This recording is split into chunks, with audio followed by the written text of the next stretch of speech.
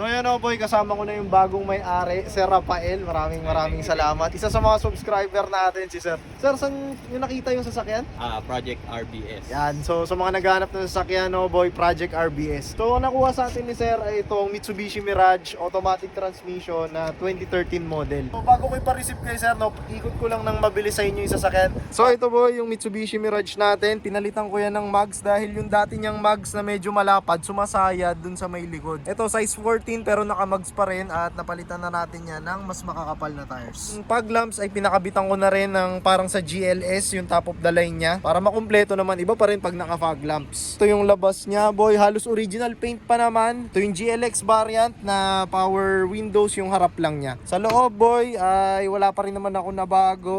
Seat cover pa rin siya ng Mitsubishi, may konting touch ng red. Tapos ito, yung latest na ginawa ko ay pinalitan natin ng 2-din touchscreen monitor. So yan boy, automatic transmission, 7-speed automatic ang ganitong mga Mirage. Ito yung sabi ko sa inyo, pag GLX variant ay manual pa yung sa may likuran niya. Sir Rafael, maraming salamat ulit. Nagkaroon lang kami ng problema dun sa bank transfer. Sunday kasi ngayon, hindi pa lang pumapasok sa atin. Iwan lang muna sa akin ni Sir yung original na papel. May iniwan lang din siya sa aking ID. At once na pumasok na, papalalamove na lang natin sa kanya. Subscriber naman at follower si Sir. Tiwala na lang tayo. Sir, baka may gusto ko lang batiin. Shoutout sa Team Wilcode, mga project in charge. Then sa family ko. Ano apelido, Sir? Año Nuevo. Año Nuevo family. Shoutout po sa inyo. Bago matapos nung gabi na to boy, deliver pa tayo ng isang unit sa may GMA Dasmariñas, Cavite. Medyo late na at malakas pa ang ulan, alas 10:42 na ng gabi. Meeting place namin dito na sa may mismong SM Dasma para madaling hanapin. All goods naman yung biyahe namin, parada lang kami dito sa may Gedli at hintayin natin si buyer. Shoutout nga pala sa lahat ng mga taga Cavite.